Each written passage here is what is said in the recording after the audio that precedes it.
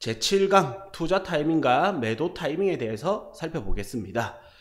개발 호재에 따른 투자 타이밍, 다음 개발 호재에 따른 매도 타이밍, 그 다음 이제 빅데이터를 활용하는 방법, 이렇게 배워보겠습니다. 아파트 같은 경우에는 지역적 요인이 굉장히 강합니다. 이 말인즉슨 무슨 말이냐, 서울 지역의 가격이 오를 때는 웬만한 아파트는 비슷한 움직임을 보인다, 같이 움직인다라는 거예요. 물론 입지별, 상품별 상승률의 차이는 있지만 서울의 강남은 올라가는데 마포구는 떨어진다, 이런 현상이 잘 없어요. 오를 때는 같이 오르고 떨어질 때 같이 떨어지는 이런 비슷한 움직임을 보이거든요. 그러나 토지는 입지별로 다르게 움직인다는 겁니다. 예를 들어서 울산 같은 경우에 2018년경 울산 같은 경우에는 땅값이 떨어졌습니다. 경기 침체로 인해서. 그런데 개발 호재가 있는 지역은 오히려 가격이 올랐어요. 그래서 이 입지적 요인이 굉장히 크다라는 겁니다. 거기에 오른 이유는 개발 호재가 어느 정도 실현되다 보니까 그 입지의 그 땅값만큼은 올라버린 거예요. 그 지역적 요인과는 다르게. 그러나 토지도 이제 아파트처럼 지역적 요인을 전혀 안 받는 것은 아닙니다. 예를 들어서 개발지가 있으면 그 개발지의 경기 침체로 인해서 떨어진다 하더라도 오를 수도 있다. 근데 만약에 그 개발지가 그 지역의 상승장이었어요. 그럼 그 개발지는 더 많이 올라 버려요. 그래서 지역적 요인도 영향을 미치지만 더 큰 거는 입지적 요인이 더 크다라는 겁니다. 그래서 울산 지역은 떨어졌지만 특정 지역은 특정 입지는 올라갈 수 있다. 그런데 만약에 상승장이 와버렸다, 울산에 상승장이 와버렸는데 이 개발 호재가 실현되는 입지는 더 많이 오를 수 있다는 거예요. 그래서 이제 개발 호재에 따른 투자 타이밍을 보는 게 굉장히 중요합니다. 그리고 이제 우리가 생각하는 거와 다른 전략일 수도 있는데, 제가 부동산을 오랫동안 하면서 생각이 많이 바뀌었습니다. 이 바뀐 게 입지별, 상품별로 매도해야 될 물건이 있고 보유해야 하는 게 더 이득인 물건이 있구나, 이렇게 바뀌었단 말이에요. 어떻게 바뀌었는지 알려드리겠습니다. 다음 이제 요즘 이제 빅데이터 시대에 맞춰서 조금 더 정확하게, 조금 더 정확한 타이밍에 투자하고 정확한 타이밍에 매도하고, 이거를 저도 계속적으로 연구 중이단 말이에요. 왜냐하면 저도 지금 강의를 하고 있지만 실제로는 투자가 본업이거든요. 그렇다 보니까 제 돈이 들어갈 거 아니에요. 그러니까 얼마나 더 안전하고 얼마나 더 정확한 타이밍에 들어가고 빠질 수 있느냐, 이게 굉장히 중요하겠죠. 그래서 항상 이제 이거를 연구 중에 있습니다. 그래서 어느 정도 완성 단계에 다다르고 있는데, 여러분들도 일단 제가 연구한 결과를 반영하셔가지고 대입하셔서 더 좋은 결과가 있으셨으면 좋겠습니다. 어쨌든 이제 투자 타이밍, 매도 타이밍에 대해서 배워보겠습니다. 저 같은 경우에는 좀 경상도 남자의 B형이다 보니까 성격이 급한 편이에요. 그래서 저도 이제 단기 투자를 먼저 좋아하게 됐었는데, 이게 이제 시간 지나면서 조금씩 바뀌기는 하더라고요. 어쨌든 제가 말씀드리고 싶은 거는, 이제 A 경우에는 투자 기간이 5년, 수익률이 5배 경우가 있고, B는 투자 기간이 10년이 걸렸고 수익률이 15배예요. 이 두 중에 어떤 걸 투자하시겠습니까? 이래 물으면 의외로 한 30% 정도는 한 B를 대답하시는 분들이 계시더라고요. 왜냐? 수익률이 높기 때문이죠. 그러나 정답은 A가 더 정답이죠. 왜냐하면 5년에 5배면 재투자를 하면 5년에 5배, 다시 재투자를 하면 25배가 되겠죠. 그래서 제가 말씀드리고 싶은 거는 기간 대비 수익률이 중요하다는 겁니다. 그래서 기간 대비 수익률을 높이기 위해서는 어떤 타이밍에 땅값이 올라가더라를 알고 있어야 되는 거예요. 그래서 하나 예시로 보면, 요거는 이제 울산 울주군에 이제 아파트가 들어오는 부지였는데 어느 정도 진행이 됐던 위성지도죠. 그래서 여기 자연녹지 지역인데 전원개발 사업 해가지고, 여기는 이제 말 그대로 발전소 같은 거, 발전소가 들어오면서 주변에 사택이 들어왔던 부지거든요. 그래서 보면 이제 토지 개발 사업 시행 신고 떨어지고 2011년 1월 3일 날 토지 개발 사업 시행 신고가 떨어졌습니다. 그래서 이제 이런 한국 수력 원자력 사원 사택이 들어왔던 옆에 있는 땅입니다. 그래서 사실 공시지가랑은 다르긴 하지만 우리가 이제 실제 시세를, 토지 같은 경우는 시세를 알기가 힘들잖아요. 그래서 이제 공시지가를 참고를 해보겠습니다. 그래서 1990년부터 2017년까지 땅값이 이제 변화된 겁니다. 근데 땅값이 이렇게 변화된 거를 보면 특정 구간에 땅값이 올라갑니다. 1990년대 당시에는 900원 하던 게 1,500원, 2,000원, 또 2,000원, 제곱미터당 2,000원이었던 게 7,000원, 그 다음 이제 6,700원으로 떨어지게 되죠.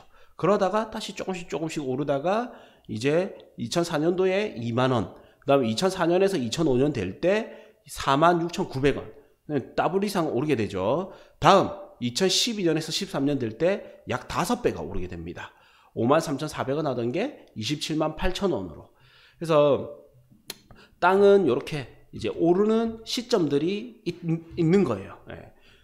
그래서 이제 제가 그 토지를 하다 보니 저도 처음에는 아파트 경매부터 하였지만 이제 주로 지금은 아파트 한 20% 정도, 뭐 그 외에 한 30% 정도, 토지 70% 이렇게 투자를 하고 있거든요. 그러다 보니까 조금 장점이 부자들을 좀 많이 만나게 됩니다. 그래서 부자들은 절대 손해를 보지 않는 거예요. 부동산 투자에서 실패를 하지 않는 이유가 있습니다. 왜 그렇냐면, 실패하면, 그러니까 내가 사놓고 가격이 떨어지면 오를 때까지 안 파는 거예요. 그러면 언젠가 올라가더라는 거를 누구보다 잘 알고 있는 거예요. 그리고 또 여유 자금이 있으니까 그렇게 할 수가 있겠죠. 그러나 이제 초보 투자자들은 이런 현상이 발생되는 거예요. 2,000원에서 7,000원이 됐습니다. 약 3배가 올랐죠. 3배 이상 올랐죠. 그러면 요때 투자에 들어가요. 근데 내가 투자하자마자 6,700원으로 가격이 떨어집니다. 그러면 불안 심리가 자극되면서 팔아야 된다 생각을 하는 거예요. 팔고 나니까 어떻게 됩니까? 다시 회복되고 소폭으로 조금씩 올라가다가 어느 시점에서는 이렇게 더블, 또 어느 시점에서는 5배 이상 이렇게 오르는 시점이 오는 거예요. 근데 부자들은 우선 여유 자금이 있고, 그리고 이제 봐왔던 투자에 대한 경험이 조금 더 많기 때문에 안 파는 겁니다. 이렇게 떨어졌다? 사람이기 때문에 내가 오르는 거를 보고 들어갔는데 여차하면 떨어질 수도 있는 거예요. 그런데 팔지 않아 버리니까 언젠가는 다시 오르더라는 거를 알고 있고 여유 자금이 있으니까 버틸 수가 있는 거예요.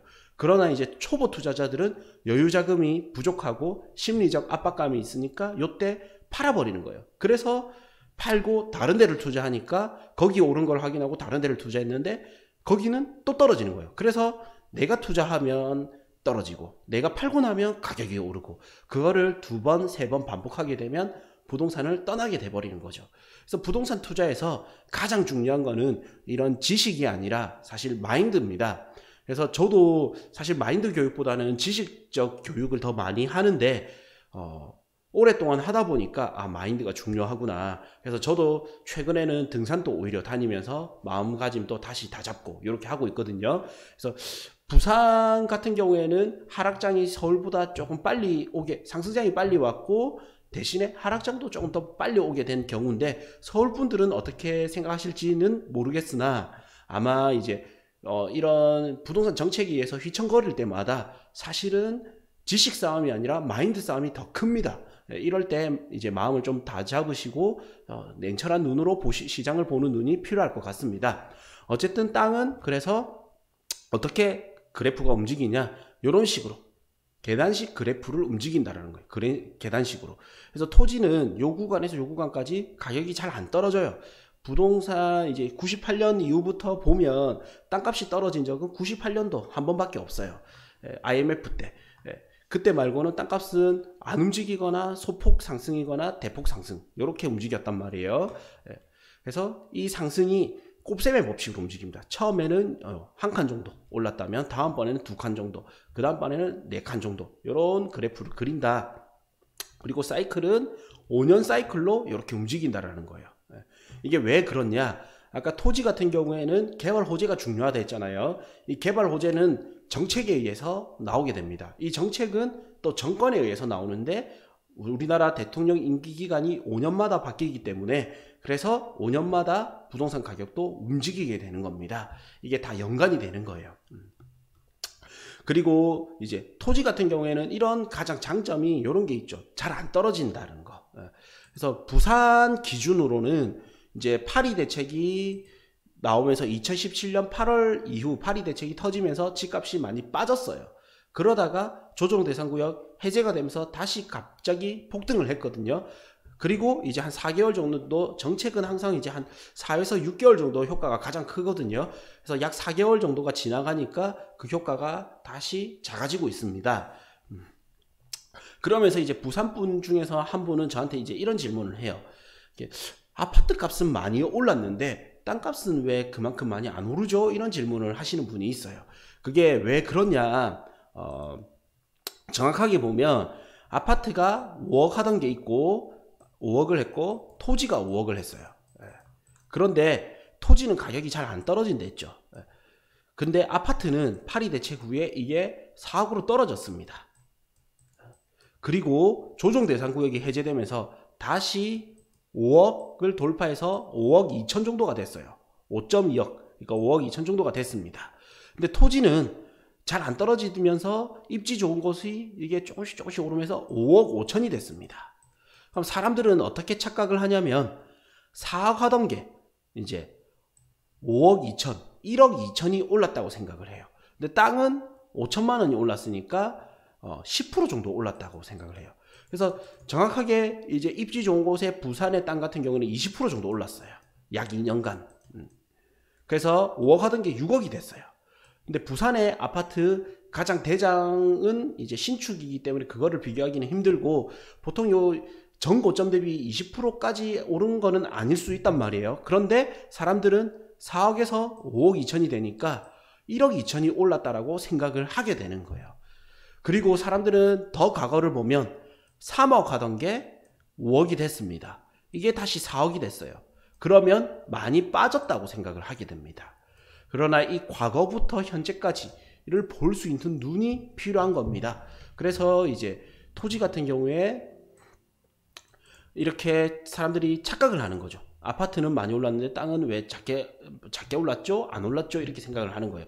그러나 실질적으로 따져보면 오히려 떨어졌다고 오른 것보다는 그냥 꾸준하게 버텨주거나 이제 다시 경기가 약간 화랑이 되면서 올라주는 게 더 좋은 그래프인 거예요.